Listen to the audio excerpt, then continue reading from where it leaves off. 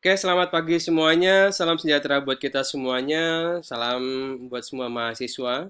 Semoga selalu dalam sehat walafiat. Oke, di pertemuan kali ini saya akan memberikan materi tentang sampling. Sebagaimana kita tahu pada pertemuan sebelumnya, untuk kita dalam mengambil sampel dalam sebuah populasi, itu dibutuhkan beberapa teknik. Nah, dalam kesempatan kali ini saya akan memperkenalkan dua teknik, yaitu probability sampling dan non-probability sampling. Namun untuk video kali ini saya akan memperkenalkan satu metode terlebih dahulu, yaitu untuk probability sampling. Nah, secara garis besar, probability sampling adalah suatu metode pengambilan contoh di mana semua elemen anggota populasi memiliki kesempatan untuk menjadi sampel, ya. Suatu metode pengambilan contoh di mana semua elemen anggota populasi memiliki kesempatan untuk menjadi sampel. Intinya pada probability sampling, semua yang ada di dalam populasi itu memiliki kesempatan yang sama. Ya, jadi semuanya punya kesempatan yang sama untuk menjadi sampel. Yaitu yang perlu di-highlight untuk masalah probability sampling. Oke, berikutnya. Adapun beberapa teori atau beberapa metode yang akan digunakan pada probability sampling itu ada 4. Yang pertama kita kenal sebagai simple random sampling. Yang kedua kita kenal sebagai stratified proportional sampling. Kemudian yang ketiga adalah stratified non-proportional sampling. Dan yang terakhir adalah cluster sampling. Nah, dalam kesempatan ini saya akan bahas keempat metode tersebut. Ya, silakan dicatat dan dipahami dengan baik. Oke, yang pertama adalah simple random sampling. Nah, simple random sampling adalah metode yang paling mudah yang dapat digunakan di dalam pengambilan sampel. Ya, sesuai dengan judulnya, simple random sampling atau yang biasa kita kenal sebagai sampling acak sederhana. Nah, ini adalah pengambilan sampel dari anggota populasi yang dilakukan secara acak, ya. Perlu di-highlight di sini, secara acak. Tanpa penentuan syarat atau kriteria apapun. Disarankan pengambilan sampel dengan metode ini pada suatu populasi yang relatif homogen. Nah, pengambilan sampel dengan menggunakan simple random sampling ini sangat mudah banget. Kalian cukup mengambil secara acak, kalian menemukan sebuah populasi, kemudian ambil secara acak. Saya berikan contoh. Contoh di sini adalah undian. Nah, misalkan kalian pernah datang ke suatu acara. Kemudian kalian misalkan sebelum acara kalian dipersilakan untuk meletakkan kartu nama kalian di dalam fishbowl. Misalkan ada suatu wadah, kalian diminta untuk meletakkan fishbowl kartu nama kalian dalam fishbowl tersebut. Nah, kemudian nanti di akhir acara panitia akan mengambil satu buah kartu nama. Nah, itu disebut sebagai pengambilan secara acak sederhana. Ya, jadi artinya dia hanya mengambil kartu nama yang ada di dalam fishbowl tersebut. Jadi artinya karena apa? Karena dalam fishbowl tersebut adalah kumpulan-kumpulan kartu nama. Nah, kumpulan-kumpulan kartu nama tersebut kita sebut sebagai nama populasi yang homogen. Atau undian lainnya seperti arisan. Arisan kalau kalian biasa ikut arisan, itu kan nanti biasanya kan akan diletakkan di dalam gelas itu nanti nama-nama kalian yang sudah digulung. Nah, kemudian akan diambil salah satu. Nah, itu juga disebut sebagai namanya populasi yang sifatnya homogen atau yang sifatnya sama. Ya, kalau tadi pada kasus undian pada fishbowl itu adalah pengambilan kartu nama, nah kalau pada Pada kasus yang arisan tadi adalah pengambilan nama. Atau contoh lainnya, misalkan kalian mau mengambil satu buah telur di dalam satu kerat telur. Nah, kalian boleh ambil secara acak, kemudian kalian mendapati sebuah telur. Nah, hal ini kita sebut sebagai simple random sampling. Ya, namun secara garis besar, simple random sampling memiliki kekurangan. Kekurangannya adalah pengambilan sampel pada beberapa kasus ya.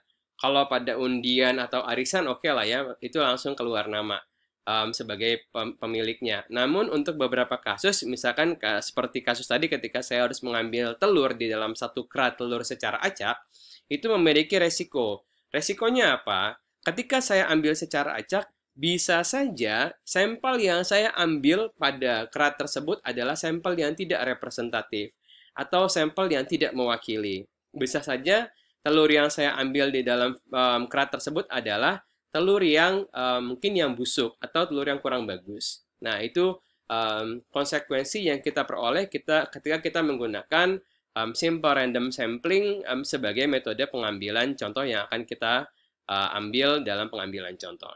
Ya, artinya semakin simpel pengambilan contoh yang kita gunakan, maka akan semakin besar juga resiko yang akan kita peroleh dalam pengambilan sampel, yaitu sampel yang kita ambil bisa saja tidak representatif. Itu adalah yang pertama, yaitu simple random sampling. Oke, yang kedua adalah stratified proportional sampling.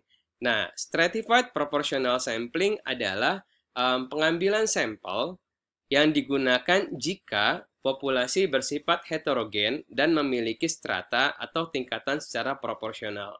Jadi, ada kalanya atau ada kasus di mana suatu populasi bersifat heterogen atau bersifat yang bervariatif, namun memiliki strata atau memiliki kelas atau memiliki tingkatan. Nah, jadi sesuai dengan judulnya stratified itu artinya berkelas atau bertingkat, dan proporsional yaitu pengambilan sampel nanti kita bisa ambil secara proporsional. Nah, jadi seperti itu. Contohnya adalah seperti ini. Akan dilakukan penelitian terhadap 150 hotel, bintang 1 sampai bintang 5 yang ada di Jakarta. Dan kita akan mengambil 15 hotel sebagai sampel. Setelah dilakukan rekapitulasi, terdapat data sebagai berikut. Nah, di sini kita dapati bintang 5 adalah 10 hotel, kemudian bintang 4 20 hotel, kemudian bintang 3 30 hotel, bintang 2 40 hotel, dan bintang 1 50 hotel. Sesuai dengan keterangan di atas, yaitu ada 150 hotel.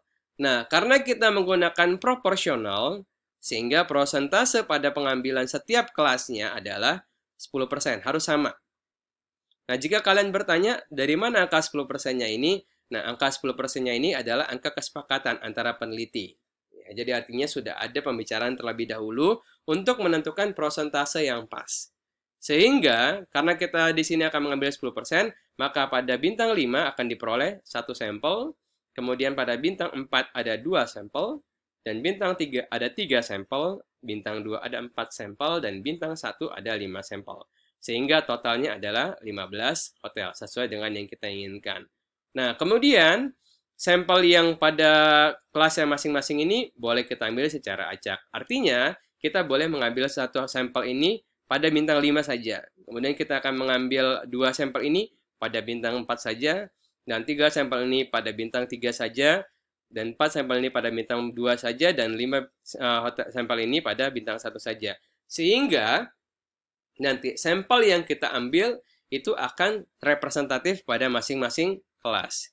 Perlu ya, karena kenapa? Jika seandainya kita tidak bagi menggunakan proportional sampling seperti ini, kalau kita langsung mengambil 15 hotel dalam satu populasi hotel yang 150 hotel, bisa saja, kalau kita tidak membagi berdasarkan kelasnya, bisa saja 15 hotel yang kita pilih tersebut mungkin hanya terdiri atas bintang 2 dan bintang 1. Misal, ternyata ada 10 hotel yang setelah kita ambil secara acak, ternyata kita dapat 10 hotel pada bintang 2 dan 5 hotel pada bintang 1.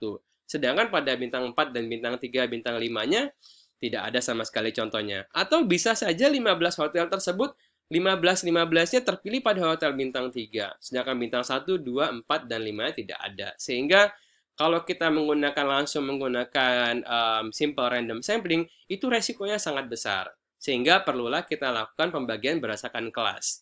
Sehingga muncullah teori yang kita sebut sebagai stratified proportional sampling.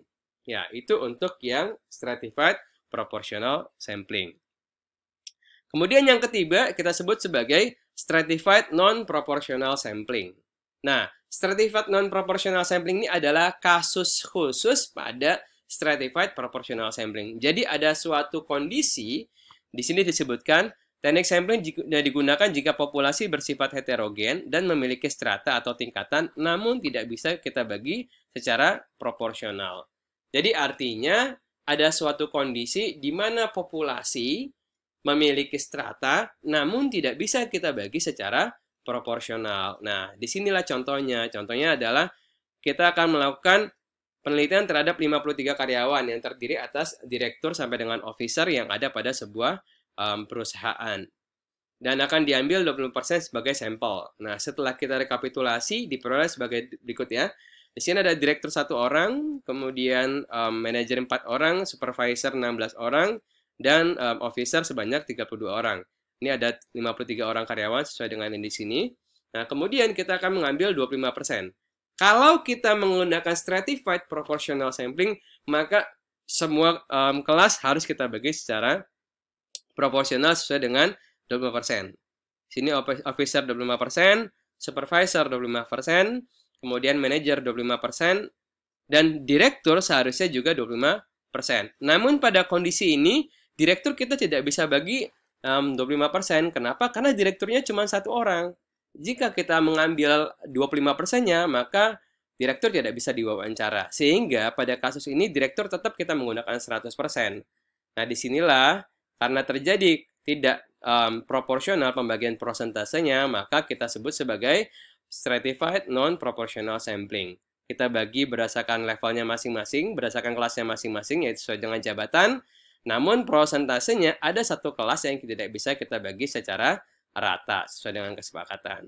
Sehingga pada kasus ini kita sebut sebagai stratified non-proportional sampling. Nah, sedangkan yang terakhir adalah cluster sampling. Nah, cluster sampling adalah digunakan jika populasi yang akan diteliti memiliki area atau wilayah yang luas, sehingga perlu populasi dibagi menjadi beberapa cluster sebelum diambil sampel. Ya, sebenarnya hampir sama dengan stratified proportional sampling. Nah, namun kalau pada stratified kita berbicara kelas atau tingkatan, sedangkan pada cluster kita tidak berbicara tingkatan. Lalu kita berbicara apa? Kalau pada cluster kita berbicara karakteristik. Karena kalau kita berbicara karakteristik, belum tentu karakteristik tersebut memiliki kelas. Contohnya adalah paling gampang pembagian klaster yang ada di Indonesia. Nah, klaster yang di Indonesia adalah provinsi. Provinsi kan kalau kita berbicara provinsi, kita punya 34 provinsi di Indonesia, dari Sabang sampai Merauke. Kalau kita bilang provinsi Sumatera Utara, Sumatera Barat, Sumatera Selatan, gitu kan. Nah, itu hanya menjelaskan karakteristik saja, tidak ada memiliki tingkatan. Sehingga pembagian berdasarkan klaster ini jauh lebih bervariatif karena berdasarkan karakteristik, tidak berdasarkan tingkatan. Contoh simpelnya, akan diambil 102 orang yang akan mewakili Indonesia dalam festival seni budaya tingkat dunia. Maka cara yang pertama kita lakukan adalah kita harus membagi berdasarkan klaster, yaitu 34 provinsi di Indonesia. Setelah kita membagi berdasarkan kita bagi-bagi, maka kita dapat masing-masing provinsi 3 orang sebagai perwakilan masing-masing klaster. Jadi kita bisa mendapatkan 3 orang dari Provinsi DKI Jakarta, 3 orang dari Provinsi Jawa Barat, 3 orang dari Provinsi Sumatera Utara, 3 orang dari Provinsi Kalimantan Timur, Kalimantan Selatan, 3 orang dari Provinsi Bali, dari Papua, dan lain-lainnya. Nah, dengan menggunakan teknik cluster sampling, semua cluster itu memiliki perwakilan masing-masing. Kalau kita tidak bagi menggunakan cluster, akan beresiko bisa saja 34 orang yang kita wakili adalah 34 orang dari Jakarta.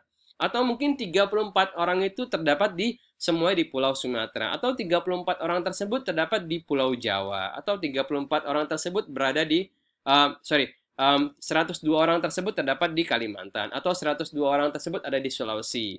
Nah, jadi makanya ketika kita menggunakan klaster adalah tujuannya supaya masing-masing klaster memiliki perwakilan yang representatif. Ya, jadi itulah 4 metode probability sampling yang kita bahas pada hari ini, yaitu yang pertama kita sebut sebagai simple random sampling, yang kedua kita sebut sebagai stratified proportional sampling, kemudian stratified non-proportional sampling, dan kemudian yang keempat adalah cluster sampling. Semoga bisa dipahami dengan baik. Selamat belajar dan selamat berdiskusi. Nanti setelah pertemuan ini saya akan jelaskan untuk yang materi yang untuk yang non-probability sampling. Oke, thank you semuanya. Jangan lupa klik like, comment, dan subscribe. Sampai jumpa di video belajar berikutnya. Bye-bye.